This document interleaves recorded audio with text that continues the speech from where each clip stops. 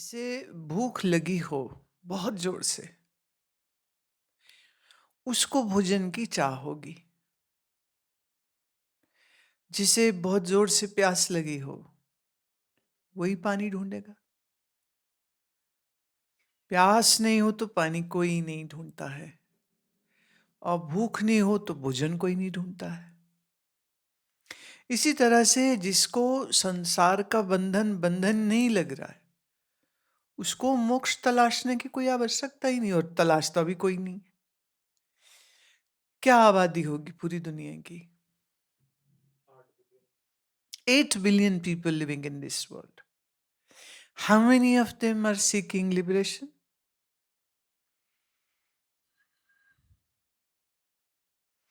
क्योंकि सब लोग खा के पी के शादी करके बच्चे घर गाड़ी रुपया पैसा, इनमें इतने खुश हैं। और जिनके पास ये सब नहीं है वो इस उम्मीद में कि एक दिन हमको मिलेगा, तब हम बड़े खुश होंगे, ऐसे सपने देख रहे हैं। तो या तो वो स्ट्रगल कर रहे हैं, और स्ट्रगल करते में सपने देख रहे हैं, या लोग कुछ छोटे छोटे सपने पूरे हो जाते हैं, और बड़े बड़े सपनों के पूरे होने की कुछ लोग वेट कर रहे हैं। 4 दिन उधार मांग के लाए थे जिंदगी के, 2 आरज़ू में निकल गए 2 इंतजारी में। तो शायर कहते 4 दिन की जिंदगी 2 आरज़ू करते हैं। आरज़ू मतलब desires, we are desiring, so everybody has a list, bucket list, everybody has that, and everybody is waiting for its fulfillment to happen one day, one fine day. अब इसमें कुछ लोग कहते हैं कि कौन इंतजार करे, तो जैसे पैसा चाहिए तो रिश्वत लेके, भ्रष्टाचार करके, चोरी करके, डाका करके, वाइट कॉलर क्राइम करके वो लेना चाह रहे हैं कि अभी के अभी कर लो, डोंट वेट। फिर कुछ शरीफ लोग होते हैं, उनमें इतनी हिम्मत नहीं कि वो ऐसा काम करें, तो वो फिर मंदिरों में जाते हैं, गुरुद्वारों में जाते हैं, और फिर वो भगवान को मस्का लगाते हैं। तो भिन्न भिन्न देवताओं के जो हिंदुओं के मंदिर है वो वहाँ जाता है, कोई सिख है वो गुरुद्वारे में जाता है, कोई बौद्ध है तो वो बौद्ध मंदिर में जाता है, कोई जैनी है तो वो जिन मंदिर में जाता है। पर मांग एक सी ही है, और मांग क्या है? जो इच्छाएं मेरी वो पूरी हो जाए। अब इन इच्छाओं की पूर्ति में एक वक्त लगता है, एक समय होता है, फिर लोग जब और बेचैन होते तो फिर वो ज्योतिषी के जाते, कहते मेरी दशा देखो, कब कब लॉटरी खुलेगी, कब प्रमोशन होगी, कब शादी होगी, कब किसी फॉरेन कंट्री में सेटलमेंट होगी। तो एक फिर पूरा बाजार इन ज्योतिषियों का लग गया, जहाँ लोग चले जाते हैं पूछने के लिए, भविष्य जानने के लिए। अब उसमें ज्योतिष भी है, टैरो कार्ड भी है, प्रश्न शास्त्री भी हैं, स्पिरिट्स भी है। ये भी एक बड़ा चलन है। क्रिश्चियंस में स्पिरिट्स को वो कहते कॉल करेंगे और वो बताएगा कि तुम्हारा काम कब होगा या नहीं होगा। तो हर हर मजहब में इस तरह की कोई ना कोई चीज चलती है, जहाँ कि मेरी जो इच्छा है वो इस जगह जाने से पूरी होगी, यहाँ मन्नत करने से होगी, यहाँ धागा बांधने से होगी, यहाँ चढ़ावा चढ़ाने से होगी। जैसे तिरुपति के लिए प्रसिद्ध है कि आप वहाँ पर जितना चढ़ाएंगे उसका 10 गुने आपको मिलेगा। तो बड़े बड़े धनाढ़ भी वहाँ जाते, वो भी जा कर के वहाँ, अब वो मन में क्या सोचते हैं तो वही जाने। ये आवश्यक नहीं है कि हर हर व्यक्ति धन नहीं मांग रहा है तो सेहत मांग रहा है, स्वास्थ्य नहीं मांग रहा है तो उसके प्रॉफिट्स बनते रहे ये मांग रहा है। ये 3 नहीं मांग रहा है तो सिक्योरिटी मांग रहा है। Are you getting what I am saying? पैसा है, स्वास्थ्य है, सुरक्षा है, प्रॉफिट है, या कोई पोस्ट ऑफ इंटरेस्ट, वो ब्यूरोक्रेट की हो, पॉलिटिक्स की हो, कॉर्पोरेट वर्ल्ड की हो, वो एक पर्टिकुलर पोस्ट चाह रहा है, पर कुछ तो चाह रहा है ना। लेकिन अभी तक ऐसा बहुत बहुत नगण्य मैं कहूंगी कि कोई व्यक्ति जो जाकर के किसी भी तीर्थ या किसी मंदिर या किसी गुरुद्वारा में यह प्रार्थना कर रहा हो कि मुझे मोक्ष हो जाए। अच्छा, जब कभी लोग मोक्ष कहते भी हैं ना, जो वो मोक्ष कह रहे हैं ये समझ के कि इस संसार में उनके बहुत दुख है। जैसे मैं अभी भी एक पत्र देख रही थी, एक हमारे शिष्य है, एक्सीडेंट में पति की मृत्यु हो गई, अब वो उस पीड़ा में है, एक पुत्री अभी भी हॉस्पिटल में है। तो जब इतना दुख सामने आता है तो फिर आदमी कहता है इससे तो मैं मर ही जाऊं। अब यहां मरना, वो उस दुख से छुटकारा चाह रहा है जो दुख उसको सहन करना पड़ रहा है। वो मोक्ष ईश्वर प्राप्ति नहीं मत समझ रहा है, ईश्वर प्राप्ति नहीं कह रहा, न मांग रहा, न अज्ञान से मुक्ति की कोई इच्छा है, न ज्ञान की चाह है, न ईश्वर प्राप्ति की चाह है, न आत्मज्ञान की चाह है। वो कुछ नहीं, बस वो अपने इतने दुखों से परेशान है तो उसे लगता है छुटकारा तो मर के ही होगा। आज दोपहर में हम हमारे एक जानने वाले हैं, तो वो बड़े दुखी होके, वो भी अगेन सांसारिक दुख है कि बच्चों की शादी नहीं हो रही, कि पैसा नहीं आ रहा, कि कर्जे सिर पर है, ये सब मुसीबतें हैं। तो वो कह रहे अब मुझे तो लगता है इससे तो अच्छा मैं मर ही जाऊं। मैंने कहा अच्छा, अगर तुम्हें ये लग रहा है कि तुम्हें मर ही जाना चाहिए तो मैंने कहा घर छोड़ो और यहाँ आ जाओ, क्योंकि यहाँ आओगे तो तुम्हें हम ये एटलीस्ट समझा पाएंगे कि मर जाने से तुम्हारी मुसीबतें खत्म नहीं होने वाली, बल्कि जिस जीवन को ईश्वर ने दिया है आप उसका अनादर कर रहे हैं, तो आप अपने आप को और नीचे गिरा रहे और बड़ी समस्या और बड़ी मुश्किल में आप फंस रहे हैं। और अगर घर में कुछ अच्छा नहीं है और पैसा भी नहीं है, ये भी नहीं वो भी नहीं, तो भाई फिर सब छोड़ो और आओ, हम तुमको एक योगमयी जीवन जीना सिखाएंगे, ज्ञानमयी जीवन जीना सिखाएंगे, जहाँ बच्चों की चिड़चिड़ नहीं है, पति की झिकझिक नहीं है, पैसे की कमी नहीं है। आओ। तो आगे से हंसते हैं, मरो फिर, वहीं रहो, मरो मतलब तुम वहीं रहो। इतनी आसक्ति, इतना मोह है, रो रहे पिट रहे, पति को गाली दे रहे, बोले पता नहीं कौन से कर्म किए, ये वो, तो blah blah blah. She is like non stop cursing everyone, and she was say like saying के अब तो ना गुरुओं पर भी शंका हो गई और भगवान पर भी शंका हो गई। मैं लो कर लो बात। मैंने कहा अच्छा एक बात बताओ, तुम अपने बेटे की शादी करो, and this days it's very common, महीने दो में ही लड़ झगड़ के डाइवोर्सेस हो जाते। तो मैं क्या, उससे क्या तुमको ज्यादा खुशी हो जाएगी? पुलिस थाना कचहरी करना पड़ गया कहीं, तो ये अच्छा रहेगा कि इससे अच्छा अभी नहीं हो रहा तो ना से। वो बोल भी रही है नहीं आजकल यही हो रहा है, महीने में छूट जाता है, 2 महीने में छूट जाता है, फिर आजकल नया ट्रेंड है, लड़की जो है वो कहीं और अफेयर है तो पति को मरवा देती है और फिर खुद भी जेल में है, अपने उन यारों के साथ जेल में है। बोली बड़ा डर लगता है, पर शादी नहीं हो रही। क्या करे तुम लोगों का? मोह आसक्ति से जो बंधा हुआ है वो उन दुख से छूटने को मोक्ष समझता है। जिसकी जिंदगी में कोई बीमारी आ जाए, वो उस बीमारी भरे शरीर से छूटने को मोक्ष समझता है। तो यूं मोक्ष की चाह किसी को नहीं है। अब चाहने की बात तो छोड़िए, अब तुम लोग थोड़ा हमें सुनने लग गए, तो सुनते सुनते अब आपके लगता है अच्छा हमें मोक्ष भी चाहना चाहिए। देखिए मैंने ऐसा कभी नहीं कहा कि तुम मोक्ष चाहो। I don't say that, that's not my way. हम तो ये कहते हैं कि तुम जहाँ हो रहो वहां पर, अगर खुश हो तो हमको क्या। अब एक सुअर कीचड़ में गिर के खुश है तो उसको तो मुक्ति नहीं चाहिए।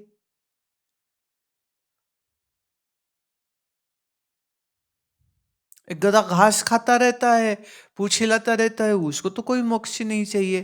तो आप अपने 20-25 परिवार के सदस्यों के साथ पैसा कमाते हो, घर चलाते हो, आप उसमें खुश हो, आपको भी मोक्ष नहीं चाहिए, तो doesn't matters at all. I am not saying you should seek मोक्ष।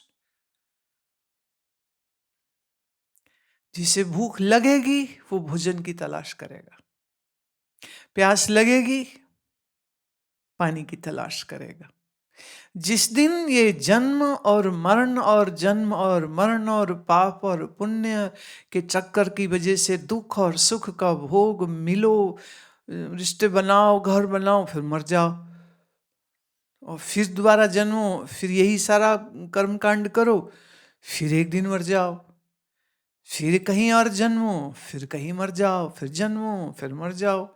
अब ये सब बातें अगर किसी को पीड़ा दें, अगर if it's a big capital block letters, if I am saying, if it hurts, if it makes you question why this nonsense, what's the solution, अगर ऐसा विचार आए, ऐसा ख्याल आए, तो वो व्यक्ति सोचेगा। अभी मोक्ष का मतलब क्या है ये भी बहुत लोगों को पता नहीं। पहली बात, मरने का नाम मोक्ष नहीं है। कई सोचते हैं ना मरेंगे तो सब छुटकारा हो जाएगा। जो शरीर को मार लेते हैं, सुइसाइड कमिट कर लेते हैं, वो तो और भयंकर भूत प्रेत आदि योनि में ही जाएंगे। तो मोक्ष का अर्थ कई लोग ये भी लगाते हैं कि हम जिसको मानते हैं, हमारे जो इष्ट हैं, मरना उपरांत हम उनके लोक में चले जाएंगे, शिवलोक में, राम जी के लोक में, गोलोक में, साकेत लोक में, वो उसको मोक्ष मानते हैं। तो भक्ति मार्ग का मोक्ष बिल्कुल अलग है, योग मार्ग का मोक्ष और अलग है। योग का जो मोक्ष है वो है आत्मबोध प्राप्त करना और ईश्वर समान पदवी को प्राप्त कर लेना। विभूति योग में जो बताया है वो 9 निधियां, 18 सिद्धियों की प्राप्ति करके निर्विकल्पता और आत्मबोध को प्राप्त कर लेना ही मोक्ष है।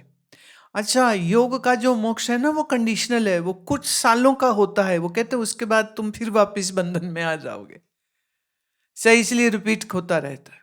वो ऐसा नहीं कि इटर्नल मोक्ष हो रहा वहां पर। ज्ञान में, वेदांत में हम मोक्ष किसको कहते हैं? मोह के क्षय हो जाने का नाम मोक्ष है। क्षय मतलब टूट जाना। The destruction of your attachments is called मोक्ष।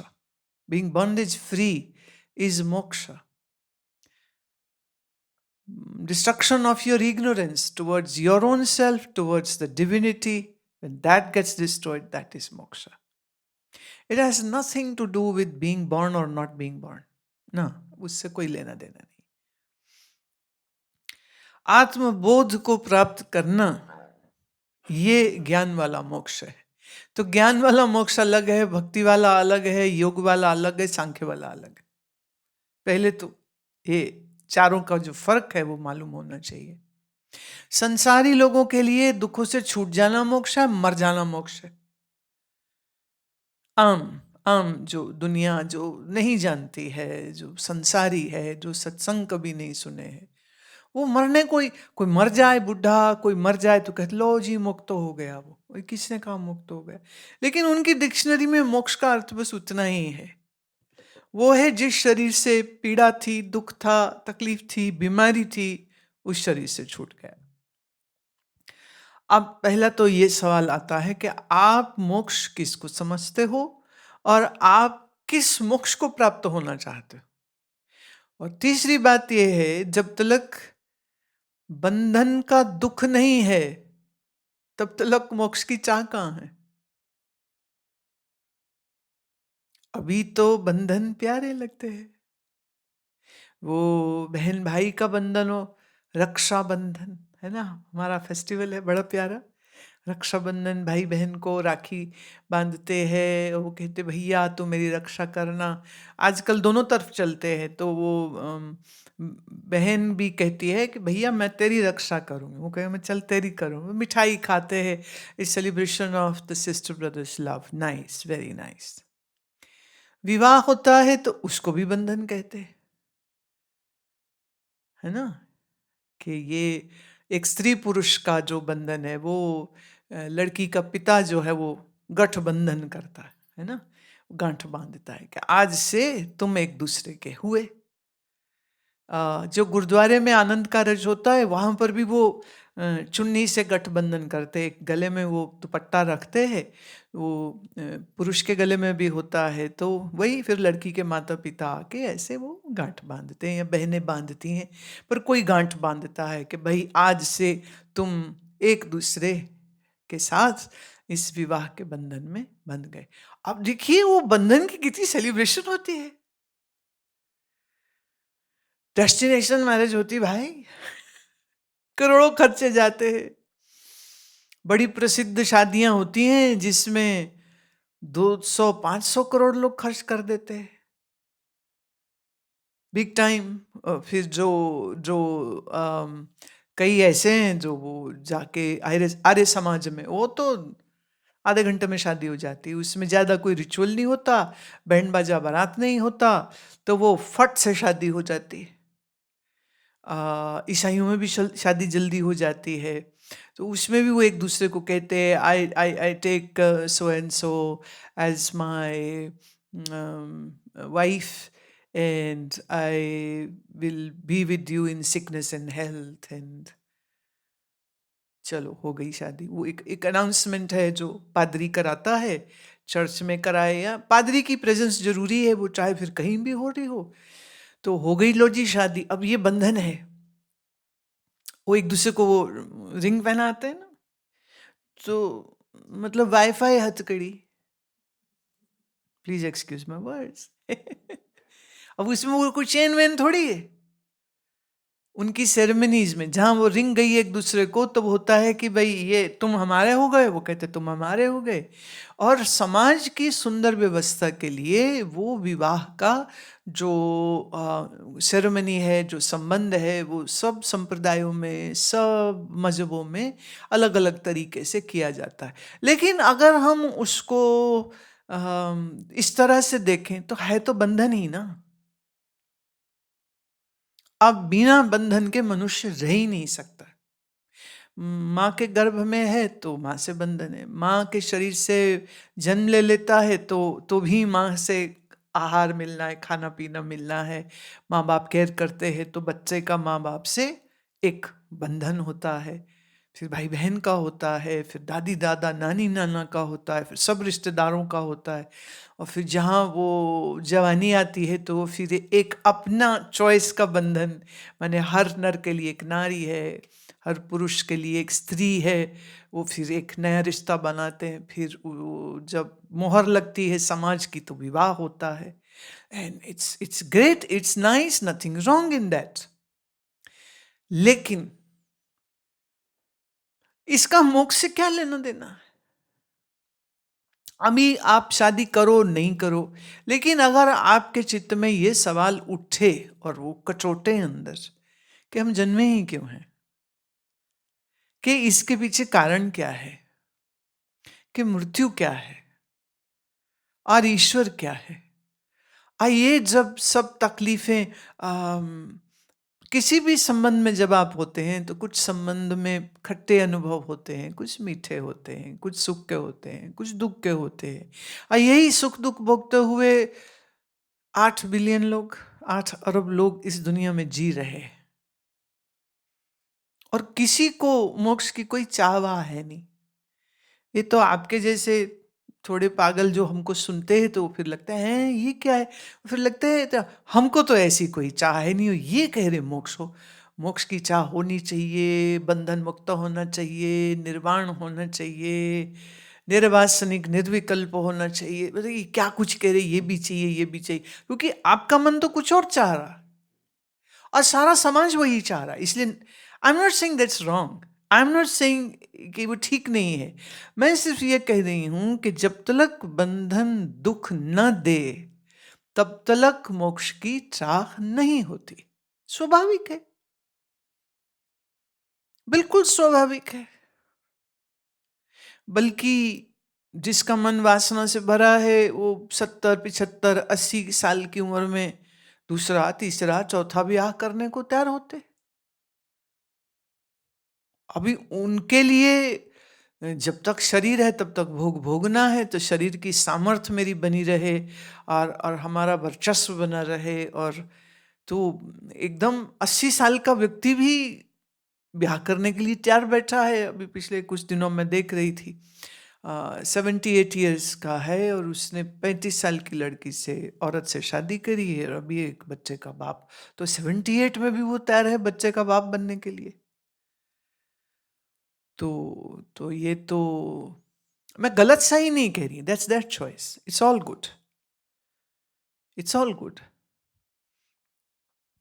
लेकिन मनुष्य विचार कर सकता है, मनुष्य सोच सकता है, मनुष्य एनालिसिस कर सकता है, मनुष्य ए बी कंपेयर कर सकता है और सोच सकता है और विचार कर सकता है। तो यही सोच विचार और क्षणिक सुखों में से मुझे क्या प्राप्त हुआ और आने वाला कल मेरा सुंदर स्वर्णमयी होगा, ऐसी कामना मैं आज करूं और फिर उसकी इंतजार करूं ना।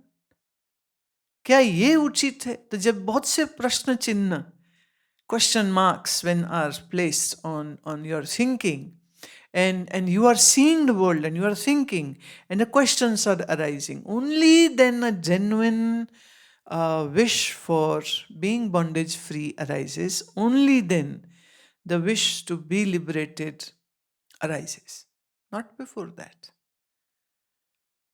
So ये हमें चुनना है कि क्या हम उस बंदी बंधाई लकीर में चलते हुए जिए मरे फिर जिए मरे फिर जिए मरे, क्या ये, या हम इसकी मूल में जाएं और इस अज्ञानता को हम दूर करें। तो जिसके अंदर इस अज्ञान से बाहर आने की चाह उठती है, दूसरे शब्दों में हम कहेंगे उसी को मोक्ष की चाह है। लेकिन फिर ये याद रखना पड़ेगा कि मोक्ष मतलब क्या। दुखों की आत्यंतिक निवृत्ति हो जाए और परमानंद की प्राप्ति हो जाए, ये वेदांत का मोक्ष है। विचार चंद्रोदय में इसका बड़ा सुंदर विस्तार जो है वो इस प्रश्न के ऊपर चर्चा ग्रंथकार करते हैं और उसके ऊपर एक लंबी कमेंट्री हमने करी है। मोक्ष मतलब दुखों की आत्यंतिक निवृत्ति, मतलब शरीर का दुख, मन का दुख, प्रकृति का दुख, आदि दैविक, आदि भौतिक और आध्यात्मिक, इन तीनों दुखों से छूटना और परम आनंद की प्राप्ति करना, इसी का नाम मोक्ष है। तो वेदांत इस मोक्ष को सर्वोपरि मानता है। बाकी अब भक्तों का तो सायुज्य, सारूप्य, सामीप्य, सालोक्य, ये 4 प्रकार का मोक्ष होता है कि मैं कृष्ण की उपासना कर रहा हूं तो कृष्ण का रूप तुम्हारा हो जाएगा, सारूप्य। सालोक्य, जहाँ कृष्ण रहते हैं हम उस लोक में चले गए। सामीप्य, हम श्री कृष्ण के संगी साथी बन गए, गोप ग्वाला बन गए, दास दासी बन गए, प्रेमी प्रेमिका बन गए। और सायुज्य मतलब जो वो श्रृंगार पहनते हैं या जो वो खाते हैं, हम वही वस्तु बन जाए, कि मतलब उनके अंदर जाके हम उनका ही रूप हो जाए। ये भक्तों का मोक्ष है। भक्त और किसी मोक्ष की चाह नहीं करता। पर ये भी हमने देखा कि अगर पुराण, विष्णु पुराण के हम विचार में जाते हैं तो जय विजय विष्णु के द्वारपाल हैं, विष्णु के द्वारपाल हैं, और फिर भी सप्त ऋषियों के द्वारा श्रापित होते हैं, तो राक्षस बनके, असुर बनके उनको इस पृथ्वी लोक पे जन्म लेना पड़ा। कंस है, रावण है ना, कुंभकर्ण है, ये सब लोग श्रापित थे। भक्त थे, सेवा में थे, लेकिन फिर भी श्रापित हो गए। तो इसलिए जो जो भक्ति मार्ग वाला मोक्ष है ना, वो भी इटर्नल नहीं। वो जो जो विष्णु की इच्छा होए तो मोक्ष दे दे, और नहीं हुए तो वापस ले ले, जैसे जय विजय का ले लिया। शिव के गण हैं, शिव के भक्त है, तो शिव पुराण हम देखते हैं तो अब शिव की मौज आई तो वो किसी भी असुर को जो वरदान मांगे वो दे देते हैं। रावण ने सोने की लंका कहते ले ली थी, तो भोलेनाथ ने ये तो नहीं कहा था अरे ये तो मेरी पत्नी के लिए, मैं तुम्हें क्यों दूं, वो अवघड़दानी है, मांगा उनका ले ले। पर जिसको दिया उसके मरने का इंतजाम भी करवा दिया ना फिर। और कितने असुर हैं वरदान दिए, कितने असुर हैं जिन्हें तपस्या से खुश होकर वरदान दे दिया, उसकी भक्ति देख के वरदान दे दिया, और फिर जब वो आतंक लगा फैलाने, गंदे काम लगा करने, तो फिर विष्णु जी को कहते कहते मैं तो मार नहीं सकता हूँ, वरदान दे चुका हूँ, जाओ तुम इसको।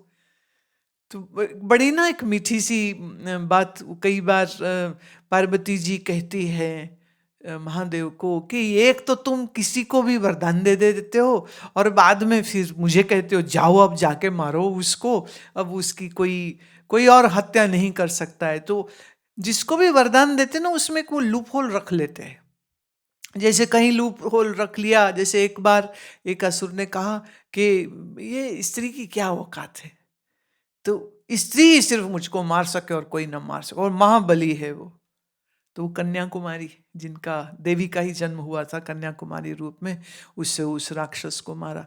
कहीं वो कह देगा कि शिव समाधि में रहते निरंतर, और वो उधर सती ने शरीर छोड़ा था तो वो तो वैराग्य में चले गए, तो उसके पहले वरदान ले लिया कि तुम्हारा जो पुत्र हो ना बस वही मुझे मारे। अरे वो एक त्यागी सन्यासी योगी होके बैठे, इनका पुत्र कहां से होगा? तो फिर नारद जी ने लगाया ना जुगाड़, सती जी के मन में शिव का प्रेम दिया, सती को तप कर, सती को राजकुमारी को घर बार छुड़वा के योगिनी बना के जंगल भिजवा दिया, तपस्या करी, शिव प्रसन्न हो गए। अब इन दोनों का पुत्र होगा, कैसे होगा? तो उन्होंने अपनी ऊर्जाओं से, अपनी शक्ति से सृजन किया मुरुगन का। अब जाओ अब मारो अब उसको। तो इंतजाम,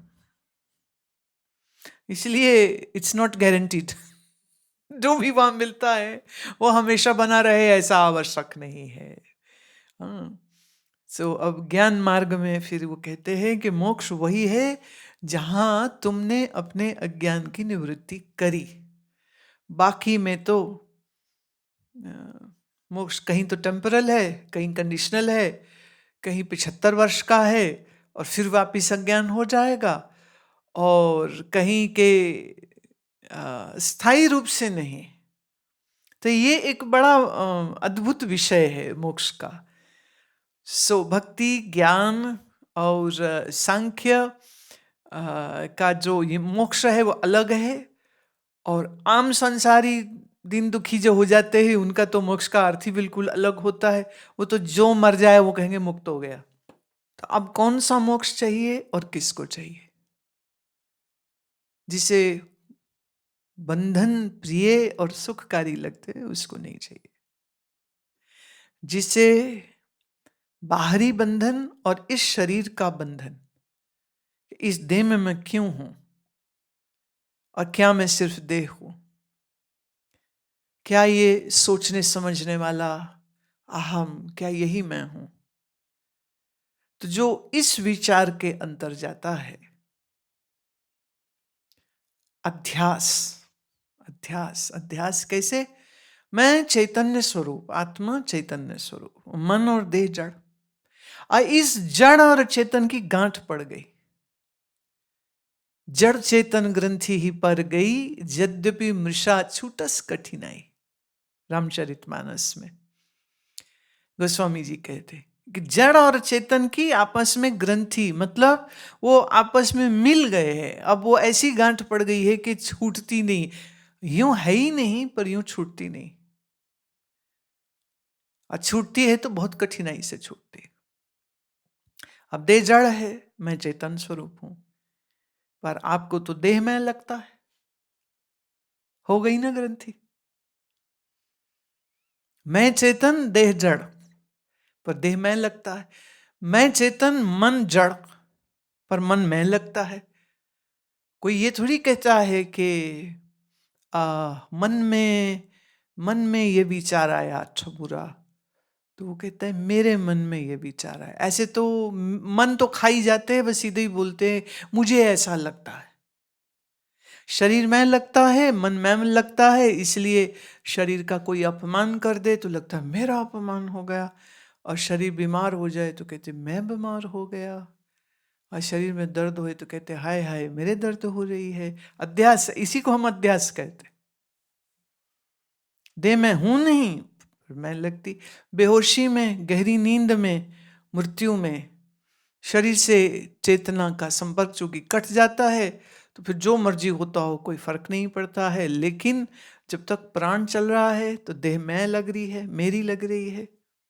तो अब ये ग्रंथि मेरी कैसे छूटे, ये चाह होना, इसी को हम मोक्ष कह सकते हैं कि अब मुझे ये गांठ खोलनी। पर जो इस गांठ में खुश हैं भाई, बड़ी अच्छी बात है।